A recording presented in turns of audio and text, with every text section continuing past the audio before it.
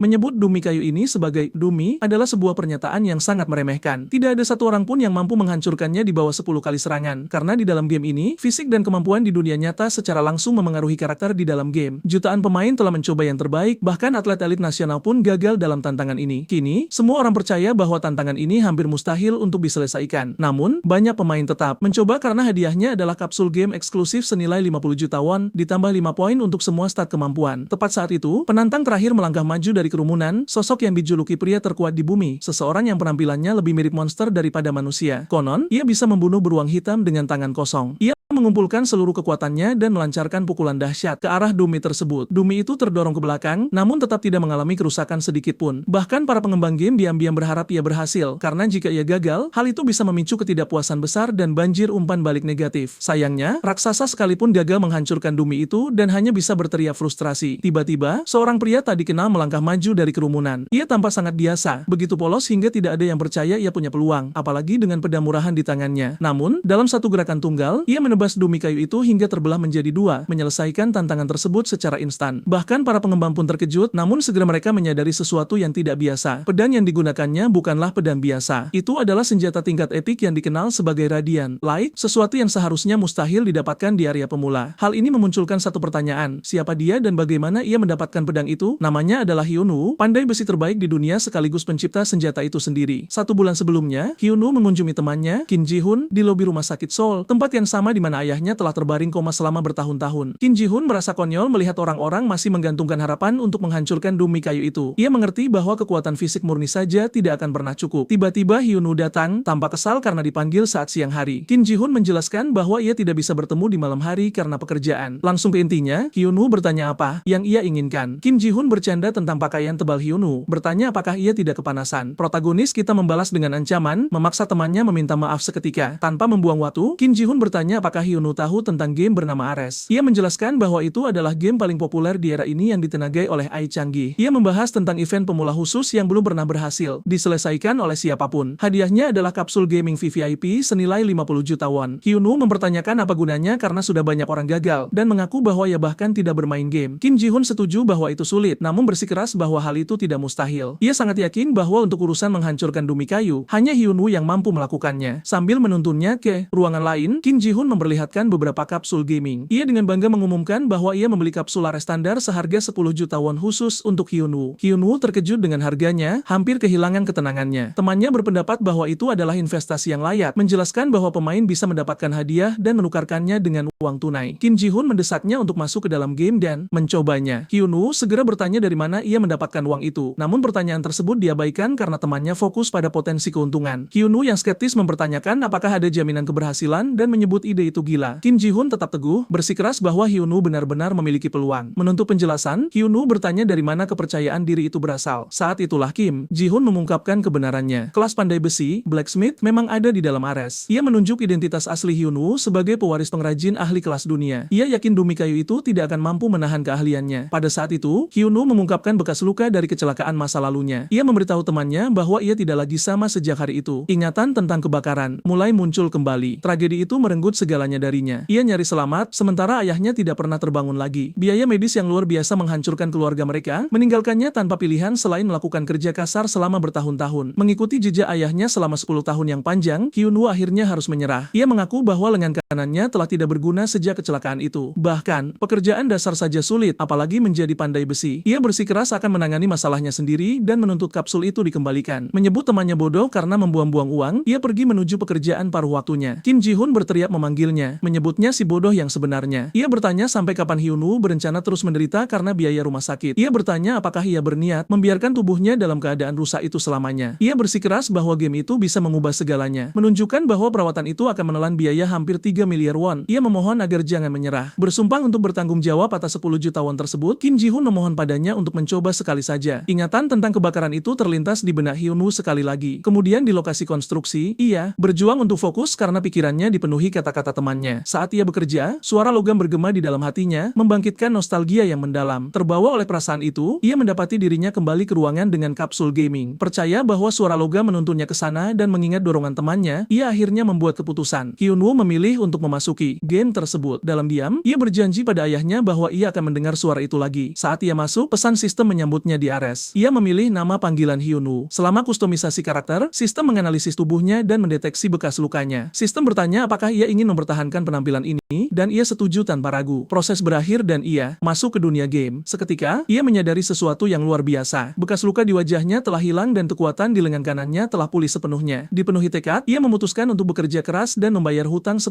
juta won tersebut. Ia dipanggil secara acak ke zona pemula di wilayah Tandus. Tiba di bengkel pandai besi Ren, ia masuk dan melihat seorang pandai besi tua sedang berjuang dengan putus asa. Pria itu menyatakan ia akan menempa pedang yang lebih unggul dari semua pedang lainnya, namun setiap pukulan penuh dengan frustrasi. Tidak sanggup melihat lebih lama, Hyunwoo menunjukkan bahwa metodenya benar-benar salah. Pandai besi itu tertegun dan memintanya mengulangi apa yang baru saja ia katakan. Hyunwoo dengan tenang mengulangi bahwa metode saat ini cacat, meskipun mengakui bahwa itu bukan urusannya. Hyunwoo berkata ia tidak tahan melihat seorang pengrajin gagal begitu parah. Tanpa beban, ia mengutarakan pikirannya tanpa ragu. Pandai besi itu melemparkan palu padanya dan menantangnya untuk membuktikannya. Ia memperingatkan bahwa ia akan mengawasi dengan saksama seperti elang. Ini tepat seperti yang diinginkan Hyunwoo karena ia memang berniat meminta akses ke bengkel tersebut. Ia menetapkan satu syarat. Jika ia berhasil, ia akan menyimpan pedang yang ia buat. Sebagai gantinya, ia berjanji akan menunjukkan kepada pandai besi itu sesuatu yang benar-benar luar biasa. Pria tua itu menyebutnya arogan, namun mengakui bahwa ia menyukai kepercayaan dirinya. Tetap saja, ia memperingatkan bahwa kegagalan akan menanggung harga yang mahal. Hyunwoo menerima tanpa ragu. Sudah 3 tahun sejak terakhir kali ia memegang palu. Meskipun percaya diri, ia bertanya-tanya apakah ia telah berkarat. Namun saat ia memukul logam itu, memori ototnya bangkit. Sensasi akrab membanjiri tubuhnya dan kepercayaan dirinya melonjak seketika. Ia merasakan kebahagiaan sejati saat kembali ke kerajinannya. Pandai besi itu mengamati dengan saksama. Awalnya menganggapnya sebagai pemula. Namun, tidak butuh waktu lama baginya untuk menyadari bahwa teknik Hyunwoo solid. Meski begitu, ia percaya bahwa seorang pemula pada akhirnya akan mencapai batas. Di dunia ini, hanya hasil yang berarti. Pandai besi itu menganggap usahanya sia-sia sampai sesuatu yang luar biasa terjadi. Ia menyaksikan Hyunwoo menggunakan teknik tingkat lanjut untuk menghilangkan kotoran dari logam. Pemandangan itu membuatnya benar-benar tertegun. Bertanya-tanya mengapa ia tidak pernah memikirkannya sendiri. Dengan curiga, ia mengaktifkan skill khususnya untuk menganalisis baja tersebut. Hasilnya mengejutkannya luar biasa. Logam itu melonjak dari tingkat D ke tingkat C dalam sekejap. Pada saat itu, ia menyadari bahwa pemuda ini benar-benar luar biasa. Waktu berlalu dan pandai besi itu akhirnya tertidur. Menjelang fajar, Hyunwoo akhirnya menyelesaikan pekerjaannya. Pesan sistem muncul mengumumkan baja tingkat B. Pandai besi itu terbangun, tak bisa berkata-kata melihat apa yang ada di hadapannya. Ia belum pernah melihat siapapun mencapai tingkat B tanpa menggunakan skill game khusus. Namun pahlawan kita menolak untuk berhenti. Dengan ketidakpercayaan yang tumbuh, pria tua itu menyadari Hyunwoo membidik lebih tinggi. Saat kelelahan melanda, pandai besi yang terkesan itu turun tangan untuk membantu. Bekerja bersama, mereka akhirnya selesai memurnikan logam tersebut. Menatap dengan kagum, mereka menyaksikan hasilnya, sebuah ingot bernilai yang mampu menempa pedang kelas rara. Pandai besi itu mengakui bahwa sepanjang tahun-tahunnya, ia belum pernah melihat siapapun menciptakan barang kelas sihir, apalagi yang langka. Dengan antusias, ia memberitahu Hyunwoo bahwa bersama-sama mereka bisa menciptakan senjata yang tiada duanya. Tetap membumi, protagonis kita bersikeras bahwa masih terlalu dini untuk merayakannya. Ia mengingatkannya bahwa mereka masih harus menyelesaikan gagang dan memoles bilah pedang. Sambil tertawa, pandai besi itu mengakui ia belum pernah bertemu seseorang seperti Hyunwoo. Dengan tenang, anak muda kita menjawab bahwa ia terobsesi dengan pandai besi sejak kecil. Mengusulkan tantangan lain, pandai besi itu mengusulkan untuk menempa pedang itu lagi menggunakan bahan baru. Mengambil sesuatu yang berharga, ia mengungkapkan bongkahan mitril besar yang berkilau.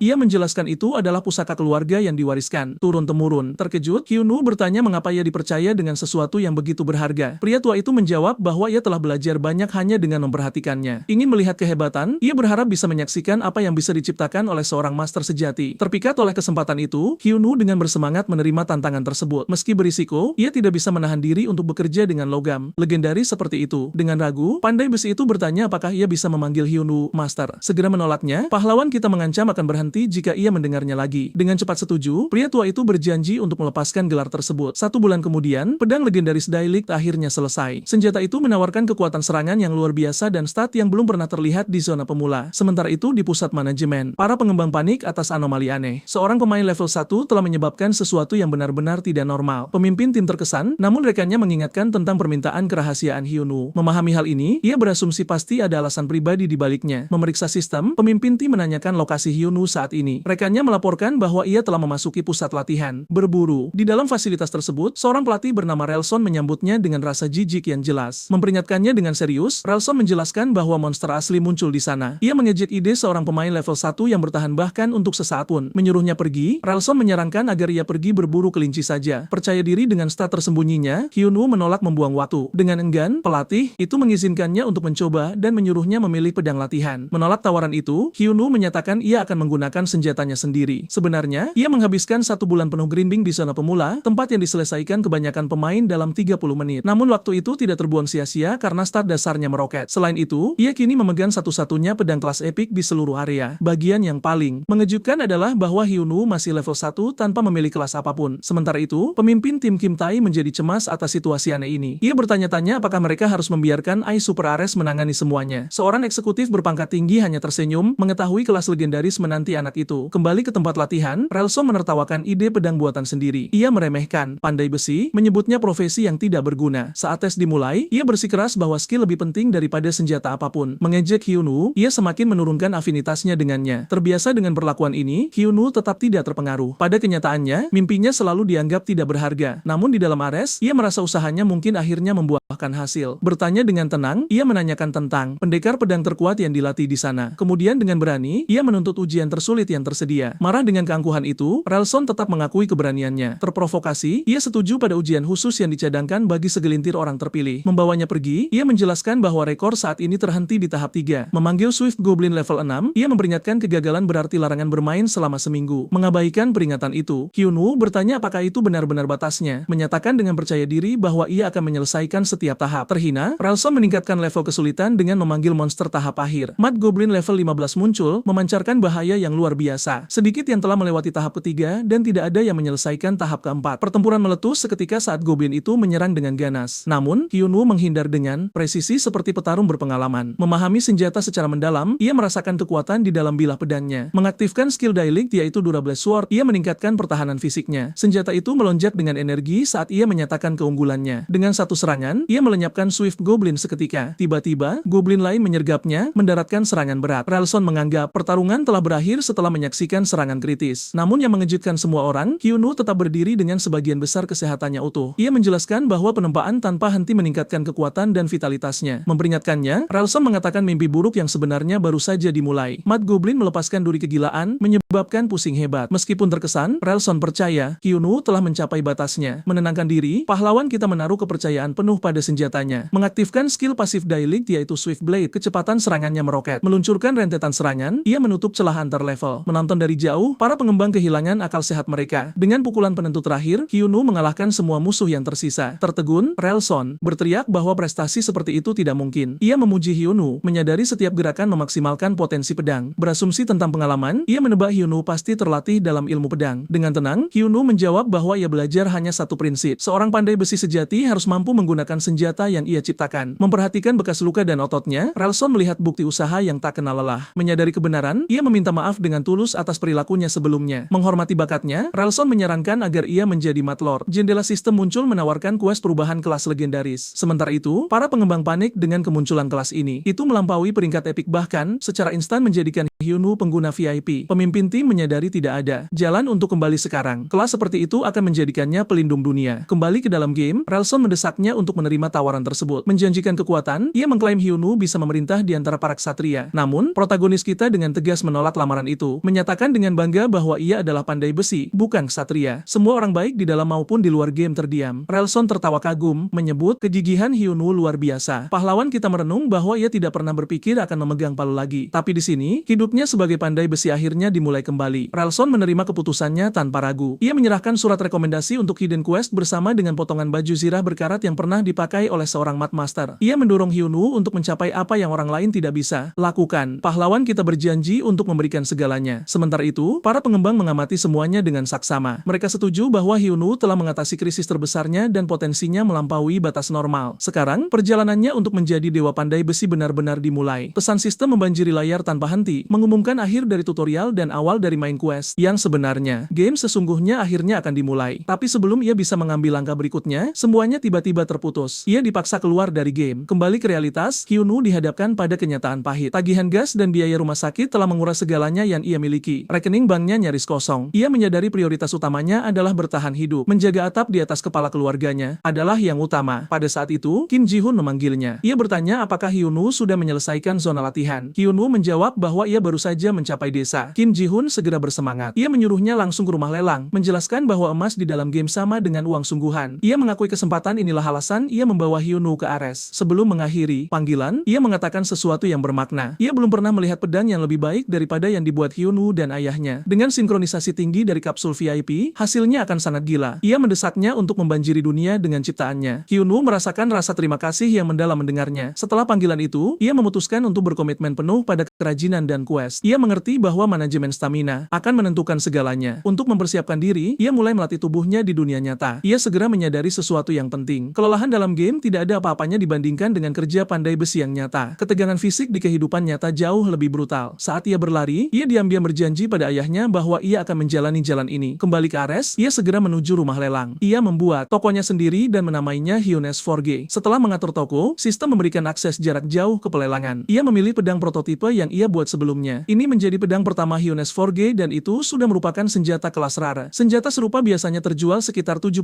emas, namun ia dengan berani memasang harganya 100 emas sambil berencana menjelajah sambil menunggu hasil. Tiba-tiba, papan lelang mulai meledak dengan aktivitas. Pemain segera memperhatikan daftar baru yang aneh tersebut. Harganya mulai naik dengan kecepatan gila. Dalam beberapa saat, itu melampaui 300 keping emas. Lonjakan mendadak ini menarik perhatian Golden Shield Guild. Seorang anggota bergegas untuk memberitahu wakil kapten. Ia menjelaskan bahwa penciptanya adalah level 1 tanpa kelas, namun berhasil menciptakan senjata tingkat tinggi dari bahan dasar. Senjata itu bahkan menyertakan opsi peningkatan. Wakil kapten langsung terkesan dengan detail ini. Menggunakan bahan tingkat rendah biasanya menurunkan tingkat keberhasilan peningkatan, yang berarti sang pencipta dengan terampil mengurangi biaya sambil mempertahankan kualitas. Ia menetapkan bahwa senjata itu layak digunakan hingga level 50. Menyadari nilai bakat seperti itu, ia memutuskan untuk membelinya segera. Sementara itu, Hyunwoo ragu apakah barangnya akan laku. Lalu tiba-tiba, notifikasi sistem muncul. Pedang pertama Hyunwoo telah terjual. Ia terkejut dengan seberapa cepat itu terjadi. Memeriksa hasilnya, ia melihat harga akhir, 1080 keping emas, jauh di luar harapannya. Dengan cepat menghitung, ia menyadari itu setara dengan lebih dari 1 juta won Korea. Sukacita dan rasa tidak percaya langsung menguasainya. Ia kemudian mengetahui pembelinya adalah Golden Shield Guild. Tak lama kemudian, ia menerima pesan langsung. Mereka menawarkan kontrak eksklusif atau posisi di Guild. Memeriksa profil mereka, ia melihat 78.000 pengikut. Ia mengerti bahwa mendapatkan pengikut lebih sulit daripada naik level, dan lebih banyak pengikut berarti lebih banyak keuntungan. Melihat tokonya sendiri, ia melihat hanya 82 pengikut. Namun kotak masuknya dibanjiri tawaran dari guild lain. Pada saat itu, ia menyadari sesuatu yang penting. Ares adalah surga bagi pandai besi. Bahkan jika ia bukan siapa-siapa di dunia nyata, ia memiliki nilai di sini karena keahlian diukur melalui data, bukan status. Terlepas dari semua tawaran, ia memutuskan untuk belum bergabung dengan guild manapun. Ia memilih untuk membuktikan dirinya sendiri terlebih dahulu. Dengan tekad itu, ia menuju ke kastil raja. Di dalamnya, Lord Burns diliputi stres. Ia mendiskusikan situasi dengan penasihatnya, Bell. Lord mempertanyakan apakah memperbaiki artefak itu mungkin. Bell menjelaskan kegagalan akan menghancurkannya selamanya. Ia bersikeras mereka membutuhkan ahli terhebat di benua itu, tetapi ahli itu menolak semua kontak. Lord merasa benar-benar tidak berdaya. Ia tidak bisa meninggalkan wilayahnya untuk mencari bantuan, terutama karena busur itu adalah satu-satunya warisan ayahnya. Namun, kebenaran di balik Bell jauh lebih gelap. Ia sebenarnya adalah penipu level 100 yang menyamar sebagai pandai besi. Ia menghabiskan waktu seminggu penuh untuk mendapatkan kepercayaan Lord hanya demi mencuri darinya. Ia menawarkan untuk membawa busur itu ke ibu kota, menuntut 300 keping emas untuk pemulihan. Pada detik itu, Hyunwoo menerobos masuk ke ruangan. Ia dengan berani menyatakan busur itu bisa dipulihkan di sini. Bell segera menyadari rencananya berantakan dan kemarahan mulai terbangun di dalam dirinya. Lord Burns tetap ragu dengan klien Hyunwoo. Ia mempertanyakan apakah pemulihan mungkin dilakukan di sini tanpa peralatan yang layak atau bengkel. Ia memerintahkan seorang penjaga untuk memastikan identitas Hyunwoo. Penjaga memverifikasi ia dikirim oleh instruktur Relson. Terkejut, Lord memintanya untuk memperkenalkan diri. Berdiri di hadapan penguasa Barden, ia menjawab dengan tenang. Nama Hyunwoo, level 1, kelas pengangguran. Bell benar-benar kehilangan kendali mendengarnya. Ia tidak bisa menerima level 1 berbicara dengan kepercayaan diri seperti itu. Ia berpendapat pemulihan adalah pekerjaan untuk ahli level 80. Ia menuduh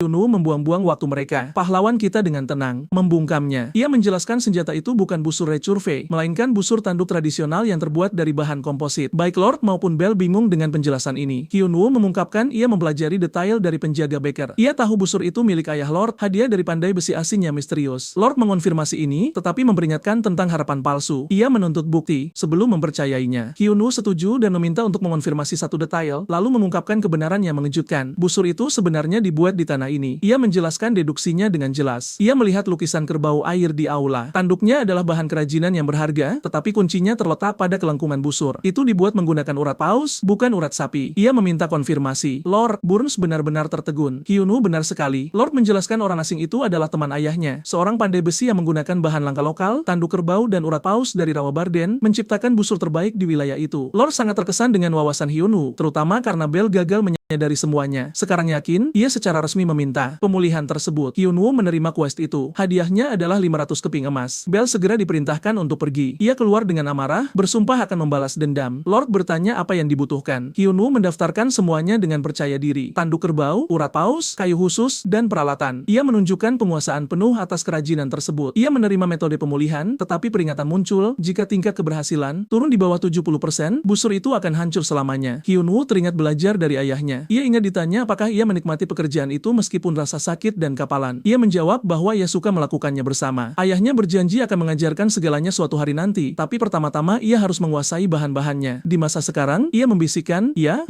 merasakan sensasi yang sama. Di tangannya, ia percaya ia bisa berhasil. Terkesan, Lord Burns menawarkan bantuannya. Mereka bekerja bersama tanpa lelah. Hyunwoo fokus membentuk kayu sementara Lord membantunya. Burns mengakui kekuatannya memudar. Kerja kasar tidak lagi mudah, tetapi melihat semangat Hyunwoo memberinya energi. Setelah 1 minggu penuh, Lord mulai lelah. Ia bertanya apakah ia harus kembali ke tugasnya. Hyunwoo memintanya untuk tetap tinggal untuk langkah terakhir. Ia menyadari kebenaran di balik tindakannya. Lord ingin memulihkan ingatan ayahnya sendiri. Lord Burns mengonfirmasi ini dengan jujur. Ia mengakui busur itu adalah koneksi terakhirnya dengan ayahnya. Lalu ia bertanya pada Hyunwoo satu pertanyaan sederhana. Mengapa kamu begitu mencintai kerajinan ini? Pahlawan kita tersenyum lembut dan menjawab bahwa kenangan bahagianya terikat padanya juga. Mereka setuju bahwa memulihkan kenangan menuntut waktu dan usaha tanpa henti. Hari-hari perlahan berubah menjadi minggu saat 20 hari grinding berlalu tanpa jeda sampai akhirnya hari terakhir tiba dan pemulihan busur tanduk penembak jitu selesai. Senjata yang terlahir kembali itu jauh lebih besar dari sebelumnya. Ciptaan epik dengan stat yang melampaui aslinya. Lord Burns berdiri diam di depan patung ayahnya, bertanya-tanya apakah orang tuanya mengawasinya pada saat ini juga. Hyunwoo menyarankan agar Lord mengujinya, dan tanpa ragu, Burns melepaskan anak panah, merasakan kekuatan mengalir melaluinya. Saat ia mencatat bahwa itu tidak hanya terasa sama, itu terasa lebih baik. Tawanya meledak dengan sukacita saat ia dengan bangga menyatakannya sebagai sebuah mahakarya. Dan tepat pada saat itu, pesan penyelesaian quest muncul di hadapan mereka. Sistem mengumumkan bahwa afinitas Hyunwoo dengan Lord Burns telah mencapai maksimum, tingkat keberhasilan melebihi 10%. Lord mengungkapkan rasa terima kasihnya, memberitahu Hyunwoo bahwa ia akhirnya bisa beristirahat dengan tenang. Namun, ia mengakui hadiah yang dijanjikan terasa tidak berarti dibandingkan dengan apa yang telah dicapai. Dan karena kesuksesan yang luar biasa ini, hadiahnya ditingkatkan, memberikan tidak hanya 2.000 keping emas, tetapi juga akses gratis ke bengkel pandai besi kastil. Anak muda kita tidak bisa menyembunyikan kebahagiaannya saat ia dengan cepat menghitung nilainya, menyadari bahwa 2.000 emas setara dengan sekitar 20 juta won. Cukup untuk menutupi biaya medis ayahnya untuk waktu yang lama. Dipenuhi dengan kekaguman, Lord tiba-tiba mengajukan pertanyaan yang membuatnya lengah, bertanya-tanya apakah ia pernah mempertimbangkan untuk mempelajari ilmu pedang, lalu mengungkapkan rahasia dari masa lalunya, bahwa sebelum menjadi Lord, ia pernah menjadi pendekar pedang. Ia memperkenalkan Hyunwoo pada ilmu pedang pertama, teknik legendaris yang dikenal karena menaklukkan banyak monster, mengakui bahwa sementara Hyunwoo tidak diragukan lagi adalah pandai besi berbakat, ia juga melihat di dalam dirinya potensi seorang pendekar pedang sejati. Didukung oleh rekomendasi instruktur Relson dan pengamatannya sendiri, Burns menawarkan untuk membagikan esensinya dan menyajikan skill quest untuk mempelajari teknik tersebut, meyakinkannya bahwa dengan tekad yang cukup, kesuksesan tidak terelakkan. Bagi anak muda kita, kesempatan ini adalah berkah yang tak terduga, dan ia membenamkan dirinya dalam pelatihan seperti mesin, menempa busur tanduknya sendiri, memulihkan baju zirah Mat Master yang berkarat, dan menjalani sesi intens saat ia berlatih tanding setiap hari dengan Lord Burns sampai ia menguasai semua yang diperlukan. Dan ketika saatnya tiba untuk pergi, ia dengan percaya diri memberitahu Lord bahwa ia sepenuhnya siap mengenakan baju zirah yang baru dipulihkan dan membawa busur kustomnya. Ia menyatakan tujuan berikutnya adalah mendapatkan profesi yang layak. Ia mengucapkan selamat tinggal pada Burns dan mulai mengatur inventarisnya, dengan cermat meninjau peralatannya, mencatat bagaimana baju zirah Mat Master mengompensasi level rendahnya dengan kemampuan pemantulan kerusakan. perjalanan. Sementara busur barunya menawarkan peningkatan akurasi 60% yang luar biasa untuk mendanai perjalanannya, ia membuat beberapa busur langka dan mendaftarkannya di rumah lelang. Memeriksa daftar ciptaan keduanya, Elsevier Flamme, pemimpin Golden Shield Guild, menatap lelang dengan tidak percaya, menunjukkan bahwa bahkan pemain top Korea, Black, tidak pernah menghasilkan busur dengan kualitas seperti itu di level 10. Ia tertegun melihat bagaimana barang seperti itu bisa dibuat di level 1 menggunakan apapun selain bahan tingkat rendah. Flamme mengingat kata-kata pandai besi terhebat bahwa IRS menentukan segalanya, dan jika sistem terkesan, ia memberikan gelar yang pas, menuntunnya pada kesimpulan bahwa Master Bengkel Hyun pasti memiliki kelas legendaris untuk menciptakan artefak kaliber ini. Sementara itu, Hyunwoo sendiri tertegun saat melihat harga akhir busurnya, 250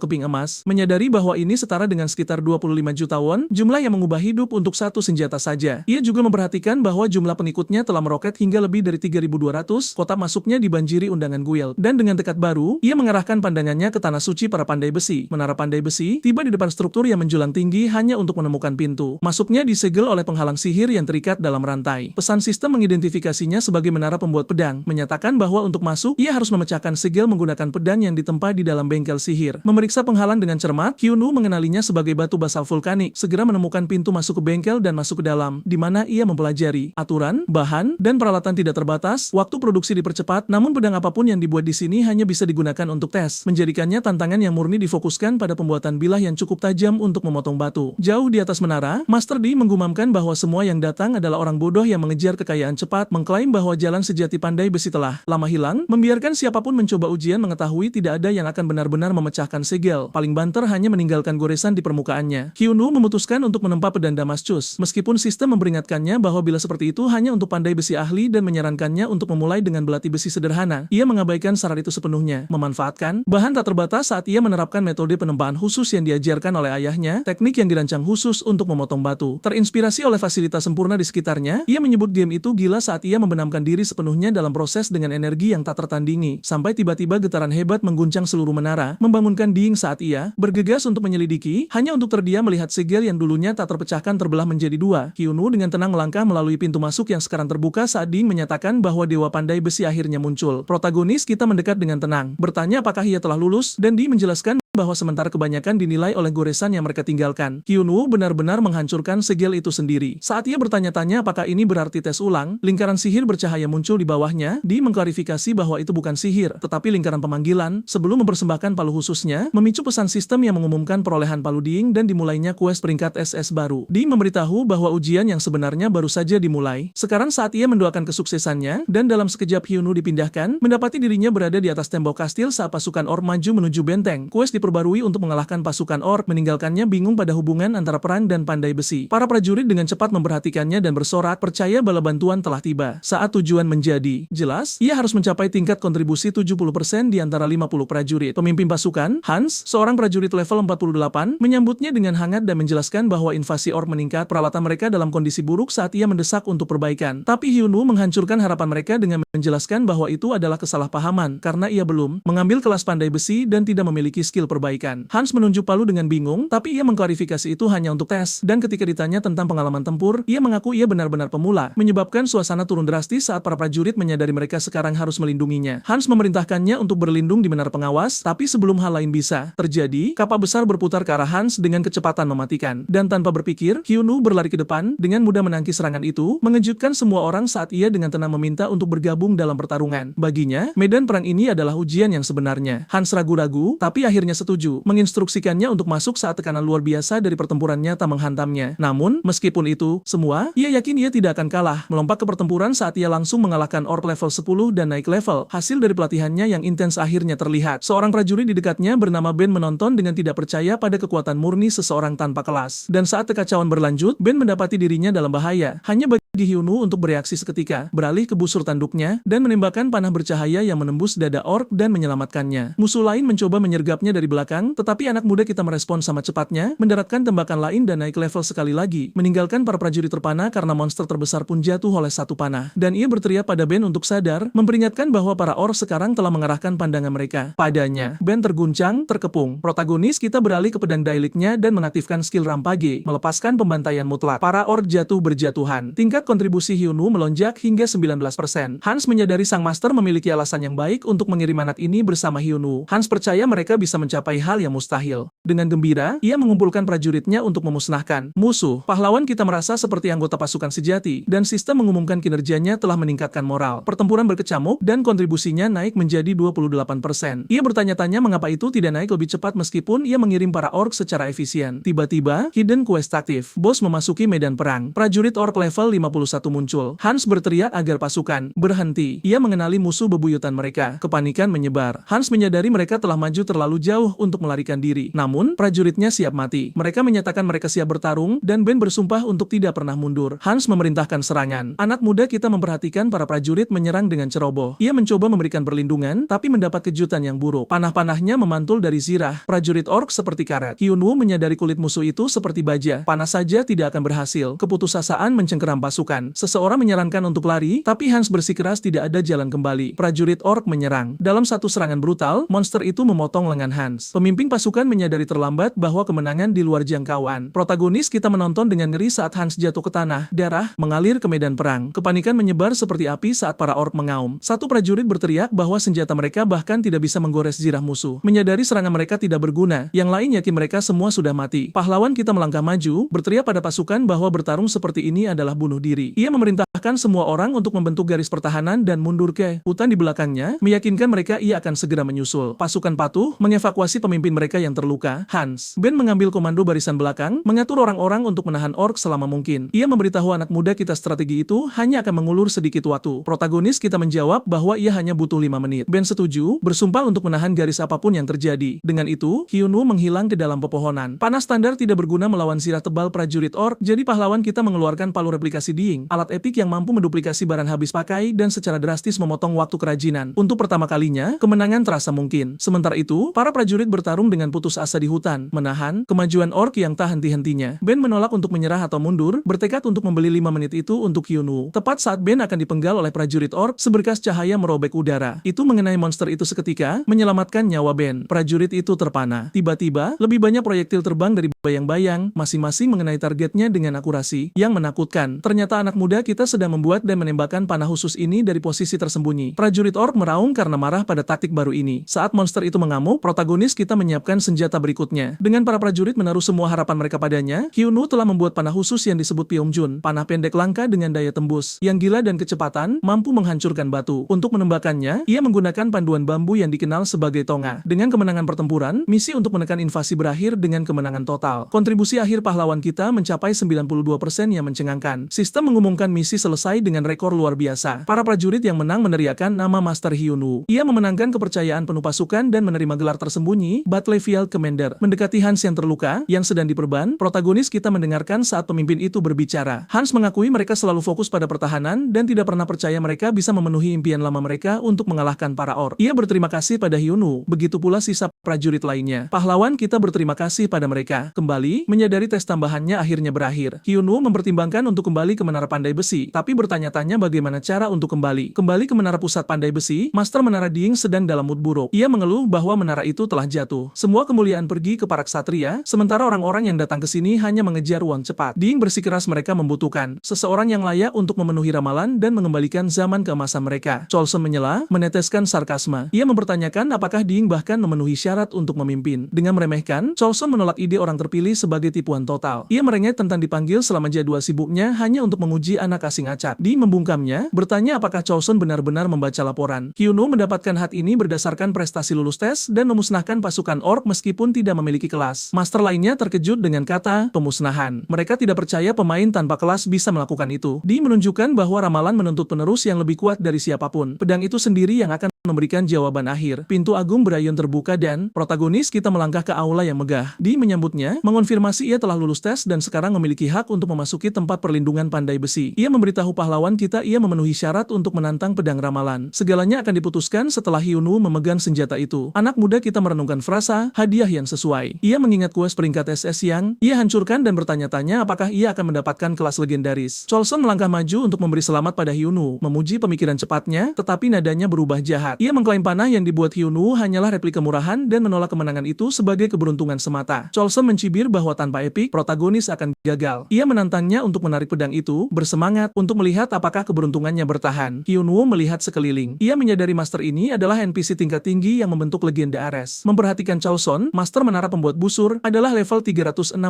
Pahlawan kita mengerti semua orang di sini adalah pemain kuat. Namun ia merasa nol rendah diri. Ia percaya bahwa jika itu turun ke keahlian murni tanpa bias gelar, ia akan muncul di atas. Pahlawan, kita mendekati pedang legendaris. Itu bersinar dengan kekuatan luar biasa mengirimkan gelombang energi yang mengejutkan para master. Tiba-tiba pedang meletus dalam cahaya cemerlang menelan seluruh aula. Hyunwoo bertanya-tanya apa yang terjadi saat ia ditelan oleh energi itu. Saat cahaya memudar, ia berdiri di tempat yang sama tapi pedang itu telah lenyap. Ding terengah-engah. Ia tertawa menyadari penerus yang sebenarnya. Bahkan tidak perlu menyentuh pedang itu. Itu memilihnya seketika. Di seberang aula, Chosun mengutuk dengan amarah, menolak untuk menerima hasil tersebut. Tepat saat itu, sistem menjatuhkan bom yang mengumumkan bahwa kelas dewa pertama telah muncul di dunia Ares. Kemarahan Chosun meluap. Ia tidak bisa menerima bahwa seorang pemula menerima kehormatan yang begitu besar. Sistem mengonfirmasinya. Hyunwoo telah maju ke Dewa Pandai Besi. Protagonis kita dan Ding tertegun. Ini bukan hanya kelas legendaris tapi yang pertama dari jenisnya, memberinya kemampuan gila. Ia tidak lagi terikat oleh persyaratan level saat membuat dan pengalamannya meningkat secara otomatis berdasarkan barang yang ia buat. Ramalan mengonfirmasi bahwa sebagai Pandai Besi, ia akan menjadi lebih kuat dari siapapun lain. Quest kelas baru, tes pedang, muncul, terbuka di level 100. Master menara lain berbisik di antara mereka sendiri, menerima pilihan pedang itu. Namun Chosun melakukan sesi omelan dengan keras memprotes, mengingatkan semua orang tentang klausa tertentu. Penerus harus mendapatkan pengakuan dari semua master menara. Chosun secara resmi menantang Hyunwoo untuk duel Pandai Besi. Ketentuan ditetapkan. Jika anak muda kita menang, Chosun akan mengakuinya. Jika Chosun menang, Hyunwoo harus menyerahkan posisi tersebut. Di mencoba menghentikannya, tetapi Chosun melotot pada rekan-rekannya dengan menantang. Protagonis kita memutuskan untuk mengejeknya, mengatakan bahwa jika Chosun ingin melarikan diri, sekaranglah saatnya. Ia menambahkan bahwa jika Chosun kalah, ia harus melayani sebagai deputi master menara dan melakukan pelatihannya dengan serius. Chosun tertawa, tetapi anak muda kita menerima tantangan itu dengan kepercayaan diri penuh. Pada saat itu, skill rahasia terbuka, cara bagi Pandai Besi untuk berkomunikasi melalui kerajinan mereka. Hyunwoo mendapatkan kemampuan untuk menggunakan custom go crafting. Master yang asin itu menjelaskan bahwa duel Pandai Besi adalah permainan bola yang berbeda dari kontes ksatria. Ini bukan tentang kekuatan fisik, tapi bentrokan antara dua ciptaan. Aturannya sederhana. Kedua Pandai Besi menempa pedang lalu menghantamkannya satu sama lain. Bilah yang pecah duluan kalah. Chosun menyatakan bengkel sudah siap. Karena Hyunwoo memiliki skill, satu hari seharusnya cukup. Ia mengejek anak muda kita, memberitahu mereka akan bertemu besok. Setelah Chosun pergi, Di memperingatkan protagonis kita bahwa ia menerima duel itu terlalu enteng. Master Menara menjelaskan bahwa Chosun adalah salah satu pengrajin paling terampil di benua itu. Hyunwoo setuju. Jika ia masih pandai besi biasa, ia akan dihancurkan. Biasanya skill terikat pada level dan gelar, tapi sekarang pahlawan kita telah maju ke kelas dewa, batasan itu hilang. Satu-satunya hal yang penting adalah keahlian murni. Berkat status barunya, ia telah memperoleh skill peringkat dewa aktif, custom god crafting. Skill ini memungkinkan dia untuk membuat artefak yang disesuaikan sepenuhnya dan memberikan efek apapun yang ia pilih. Tangkapannya adalah semakin tinggi tingkat efek yang dipilih, semakin sulit proses pembuatan barangnya. Sementara itu di bengkelnya sendiri, Chosun terjebak di masa lalu. Ia ingat percaya bahwa ia akan mewarisi kerajinan keluarga. Sebaliknya, seseorang yang lebih terampil muncul, memaksanya untuk puas menjadi master menara busur. Ia menerimanya untuk melayani Ding, tetapi ia tidak bisa menerima Ding mengangkat orang asing di atas semua orang. Chosun menuangkan rasa frustrasinya ke palu, menyebabkan ledakan api. Di bengkel Hyun, Ding mengamati anak muda kita bekerja. Master menara tahu bahwa memberikan kemampuan mengikuti hukum pertukaran yang setara. Biasanya orang memprioritaskan daya tahan untuk mendapatkan keunggulan dalam duel. Namun Ding bingung. Daya tahan dan stat pedang Hyunwoo tampaknya hanya kelas rara. Protagonis kita menyelesaikan pedangnya bila itu bersinar dengan cahaya cemerlang. Ding bertanya-tanya apa yang sedang dimasak oleh Dewa Pandai Besi. Keesokan harinya, semua orang berkumpul untuk pertarungan. Chosun menantang Hyunwoo untuk membuktikan dirinya layak. Chosun mengungkapkan pedangnya pertama. Dark Knight milik Chosun, pedang unik. Statnya gila, 12.000 daya tahan dan 664 kekuatan serangan. Itu juga menampilkan kemampuan yang meningkatkan daya tahan sebesar 35%. Ding dan master lainnya memuji keahlian Chosun. Chosun memamerkan bahwa bilahnya adalah mahakarya dan menuntut untuk melihat apa yang telah dibuat anak muda kita. Hyunwoo membuka pedangnya, mengejutkan mereka karena alasan yang salah. Itu hanya kelas rara. Daya tahannya sangat menyedihkan, yaitu 100, dan kekuatan serangannya berada di 177. Seorang master menara mencibir, menyebut pedang itu konyol dan mengklaim Ding bodoh karena mempercayai pemain acak. Chosun menyatakan ini adalah akhirnya dan menyerang Hyunwoo. Protagonis kita tetap berdiri teguh. Logam beradu dengan logam saat medan perang bergetar dengan setiap benturan. Lalu bunyi patahan tajam terdengar memotong ketegangan. Ding dan para penonton membeku, rahang mereka jatuh karena tidak percaya. Pedang unik Chosun, Dark Knight, hancur menjadi berkeping-keping, pecahannya berserakan di lantai. Chosun berdiri terdiam, tidak mampu memproses apa yang baru saja terjadi. Dengan tenang, Hyunwoo menjelaskan menjelaskan bahwa nilai pedang tidak ditentukan oleh kelas saja. Detail senjata. Pahlawan kita muncul, mengungkapkan kemampuan aktif khususnya, sebuah pedang yang memotong pedang. Efek custom ini memberikan peluang 65% untuk memutuskan senjata lawan saat terjadi benturan. Bilah unik yang tidak dapat direplikasi. Meriam kaca literal yang ditempa untuk satu tujuan. Ding teringat prediksi ayahnya tentang penerus yang akan mendobrak tradisi. Ia ingat Coulson yang lebih muda pernah ingin belajar ajaran-ajaran itu. Flashback terungkap, menampilkan protagonis kita di bengkel menjelaskan kepada Ding bahwa sekadar mematahkan pedang tidak akan pernah meyakinkan para master. Itulah mengapa ia memilih untuk menciptakan bilah yang secara harfiah memotong pedang. Ding awalnya meragukan konsep seperti itu mungkin terjadi. Namun Hyunwoo membuktikan bahwa memberikan properti unik bergantung pada keahlian murni dan usaha tanpa henti. Sekarang, Daeng memahami bahwa itu adalah pilihan yang sangat berani dan nekat. Ia sadar pahlawan kita memiliki visi untuk mengubah ide yang mustahil menjadi kenyataan. Coulson membisikkan gelar Dewa Pandai Besi dengan nada pelan, bertanya-tanya apakah suatu saat nanti ia bisa menempa sesuatu di level setinggi itu. Hyunsoo menatapnya dengan senyum tenang, menyatakan bahwa kata mustahil itu tidak ada.